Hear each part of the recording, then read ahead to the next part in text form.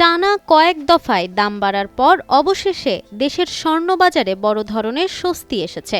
বিশ্ববাজারে স্বর্ণের মূল্য কমে যাওয়ার প্রভাবে দেশের বাজারেও স্বর্ণের দাম কমানোর সিদ্ধান্ত নিয়েছে বাংলাদেশ জুয়েলার্স অ্যাসোসিয়েশন। শনিবার সকালে প্রকাশিত এক বিজ্ঞপ্তিতে বাজস জানায়, ভরিতে 15,746 টাকা কমিয়ে 22 ক্যারেটের এক ভরি স্বর্ণের নতুন দাম নির্ধারণ করা হয়েছে 2,55,617 টাকা। নতুন মূল্য তালিকা অনুযায়ী দেশের বাজারে প্রতি ভরি 21 ক্যারেটের স্বর্ণ বিক্রি হবে 2,44,011 টাকায়।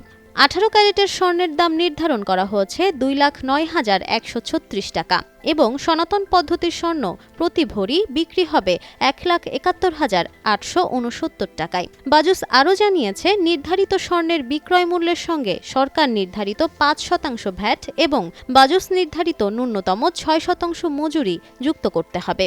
তবে গহনার নকশা ও মানভেদে মজুরির পরিমাণ ভিন্ন হতে পারে। স্বর্ণের দামের পাশাপাশি রূপার দামেও হ্রাস এসেছে। শনিবার ভরিতে 467 টাকা কমিয়ে 22 ক্যারেটের এক ভরি রূপার দাম নির্ধারণ করা হয়েছে 7,290 টাকা। নতুন দর অনুযায়ী 21 ক্যারেটের রূপা ভরি প্রতি বিক্রি হবে 6,940 টাকায়। 18 ক্যারেটের রূপার দাম 5,949 টাকা এবং সনাতন পদ্ধতির রূপা বিক্রি হবে ভরি প্রতি 4,432 টাকায়। তবে এর আগের দিন শুক্রবার বাজস স্বর্ণের দাম ভরিতে 14,638 টাকা এবং রূপার দাম ভরিতে 816 টাকা কমানোর ঘোষণা দিয়েছিল।